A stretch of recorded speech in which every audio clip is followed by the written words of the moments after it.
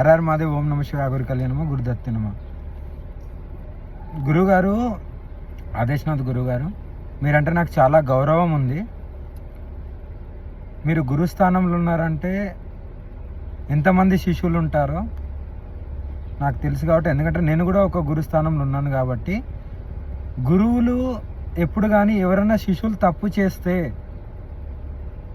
ఆ తప్పుని సరిదిద్దే బాధ్యత కూడా గురువు గారికి ఉంటుంది. అది సరిదిద్దకుండా వాళ్ళని వెనకేసుకొని వచ్చి ఏదైతే ఆ తప్పు జరిగిందో నా మీద ఆ స్పందించకపోవడానికి కారణం ఏంటని నేను అడుగుతున్నాను. ఆ స్పందించకపోవడం వల్లనే ఇప్పుడు ఇదంతా జరుగుతుంది. ఇప్పటికైనా స్పందించి, గురువు అంటే ఎంతమంది శిష్యులు ఉంటారు, ఎంతమందిని మీరు తయారు చేశారు అనేది నాకు తెలుసు కాబట్టి. ఎంతోమంది గురువులు ఉన్నారు. ఏ శిష్యుడైనా తప్పు చేస్తే గురువు గారు దాన్ని ఖండించి ఆ తప్పుని సరిదిద్దుతారు. అలాంటిది తప్పు జరిగి వారం కూడా అయినా సరే మీరు ఎందుకు స్పందించలేదు? స్పందిస్తే ఇంత దూరం రాదు కదా.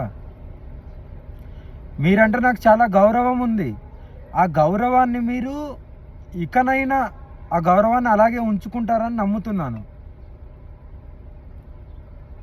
శిష్యులు ఏ తప్పు చేసినా వాళ్ళని క్షమించే గుణం ఎంత ఉంటుందో, శిష్యులు తప్పు చేస్తే ఖండించే గుణం కూడా అలా అంతే ఉండాలి.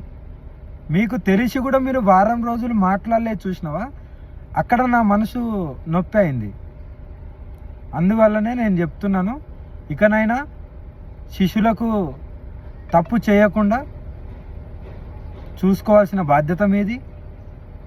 ఎందుకంటే రేపటి రోజున మీ గోతి మీరే తవ్వుకుంటారు. మీ శిష్యులు మీకే వెన్నుపోటు పొడుస్తారు. మీ శిష్యులు ఇప్పుడు మీరైతే ఎవరిని ఆదరిస్తున్నారో రేపటి రోజున వాళ్ళే నేను గురువు కావాలి, నేను కూడా ఒక గురువు స్టేజ్లో ఉండాలి అని అదే మీకు వెన్నుపోటుగా ఉంటుంది. ఎందుకంటే నేను అనుభవించి వచ్చాను కాబట్టి మీకు చెప్తున్నాను. ఇకనైనా నాకు జరిగిన దానికి మీరు స్పందించి మీరు మాట్లాడతారని నేను అనుకుంటున్నాను. మీరు నా దగ్గరికి వచ్చి మాట్లాడకపోయినా సరే, ఎవరైతే నా గురించి సోకాల్ మీడియాలో మాట్లాడారో వేరే దాంట్లో మాట్లాడి నాకు క్షమాపణ చెప్పమనండి. నేను మిమ్మల్ని ఏమనను. మీరు నాకంటే చాలా గౌరవం అంతే. ఇంకా దీనికంటే నేను ఎక్కువ చెప్పలేను. ఎందుకంటే మన విలువలు మనమే తీసుకోవడం తప్పు. తప్పులు అందరు చేస్తారు, అందరి భాగవతాలు బయట పడతాయి, అందరి గుట్టు రట్టవుతుంది.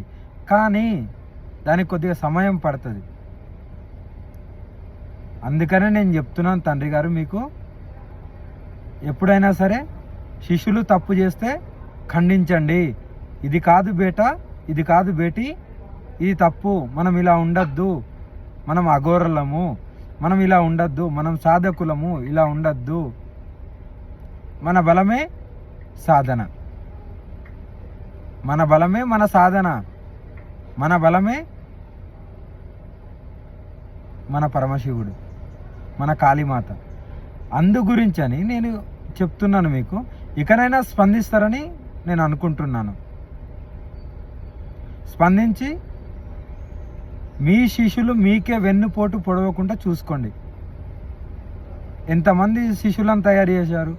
మీరు ఈరోజు ఆ పదవిలో కూర్చున్నారు. ఒక అఖాడాకు అంత పెద్ద గురూజీ అయినప్పుడు మీకు ఎన్ని బాధ్యతలు ఉంటాయో నాకు తెలుసు. ఆ బాధ్యతలన్నీ ఇలాంటి శిష్యుల వల్లనే కదా చెడు పేరు వచ్చేది. అవన్నీ తొలగిపోతాయి కూడా. అవన్నీ తెచ్చుకోవద్దని నా మనవి చేస్తూ హర హర మహాదేవ్.